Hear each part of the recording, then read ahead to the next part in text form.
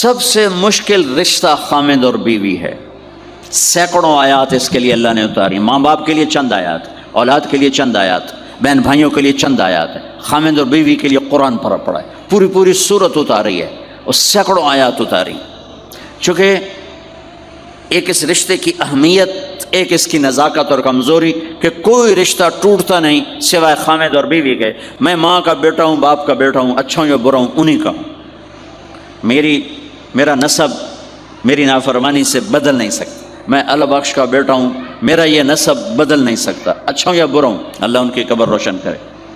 خامد اور بیوی کا رشتہ ایک بول پہ ٹوٹ جاتا ہے، ایک بول پہ ٹوٹ جاتا ہے. اس لیے اس کو بچانے کے لیے آیات آیات آیات. اور میرے نبی کی شادیاں کہ کس طرح ایک گھر کو لے کے چلتے ہیں، کس طرح ہر مزاج کی عورت کے ساتھ سلوک کرتے ہیں. تو میرے بھائی بہنوں، زندگی کی خوبصورتی کا تعلق میرے نبی والے خوبصورت اخلاق کے ساتھ. پھر آپ نے بیویوں کے ساتھ کیا سلوک کیا؟ 2 مہینے چولہا نہیں جلتا، 2 مہینے کھانے کو کچھ نہیں ملتا، اور ہر بیگم قربان ہے، فدا ہے. 2 مہینے جس عورت کے گھر میں چولہا نہ جلے وہ خامد کا کیا حشر کرے گی؟ اور میرے نبی کے گھر میں 2 مہینے چولہا نہیں جل رہا ہے. خود بھی بھوک برداشت کر رہے ہیں، بیگمات بھی بھوک برداشت کر رہے ہیں.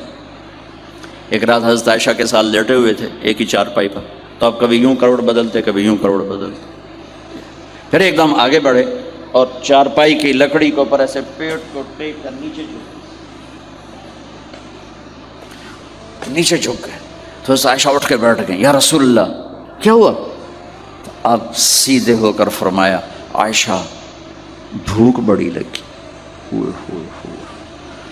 جس کے ہاتھ میں جنت کی چابی ہو، جو میرے نبی کا، میرے اللہ کا محبوب اور حبیب ہو، جس سے پردے ہٹا کر میرا رب کلام کر چکا ہو، جسے قاب قوسین او ادنیٰ کا مقام دے چکا ہو، اور جس سے آگے مقام محمود پر بٹھانے والا ہو، اور جس کی شفاعت سے جنت کا دروازہ کھلنے والا ہو.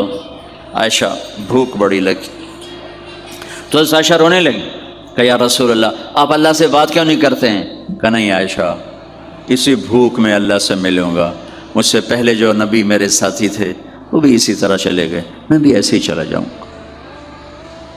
اور اس کے باوجود بیویاں قربان ہو رہی ہیں، فدا ہو رہی ہیں.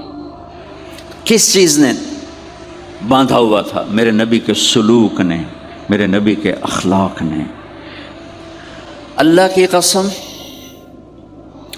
میرے نبی کی شادیاں شوق کی شادیاں نہیں تھیں. ایک حدیث سناتا ہوں، ما تزوجت وما زوجت الا بوحی من السماء نزل به جبریل.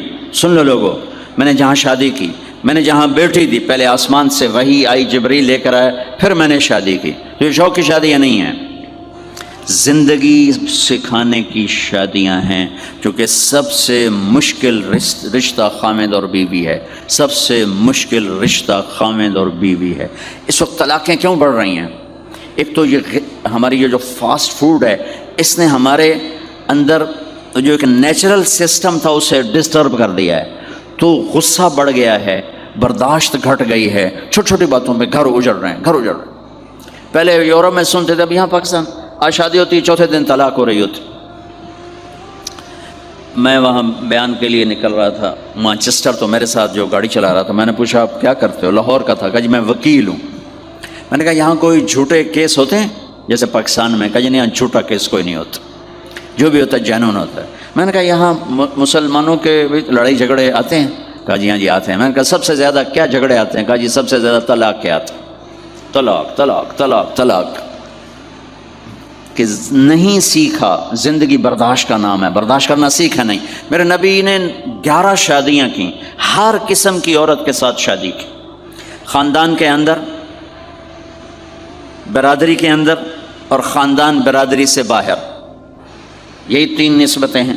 اپنے خاندان میں قریش، تو آپ کی کئی بیگمات قریش، حضرت عائشہ، حضرت حفصہ، حضرت زینب، حضرت ام حبیبہ، یہ سب قریش ہیں. قریش سے باہر حضرت میمونہ، حضرت جویریہ، یہ قریش سے باہر ہے برادری. پھر برادری سے بھی باہر شادی کی، یہود، صفیہ یہودی کی بیٹی ہیں، ان کے ساتھ شادی کی۔ ہر نسل سے شادی کی، اوپر والے کا نظام ہے۔ اپنے سے مالدار حضرت خدیجہ، اپنے برابر ام سلمہ، ام حبیبہ، اپنے سے کم فخر میں جویریہ، صفیہ، اپنے سے غربت کے ساتھ نہیں۔ عمر سے بڑی کے ساتھ شادی کی حضرت خدیجہ، ہم عمر کے ساتھ شادی کی حضرت سودا، عمر سے کم سے شادی کی حضرت عائشہ، بیوہ سے شادی کی حضرت خدیجہ، مطلقہ سے شادی کی حضرت زینب، کماری سے شادی کی حضرت عائشہ۔ جتنی بھی نسبتیں کسی عورت کی بن سکتی ہیں، ان سب میں اللہ نے آپ کو استعمال کر کے زندگی گزارنے کا طریقہ سکھایا۔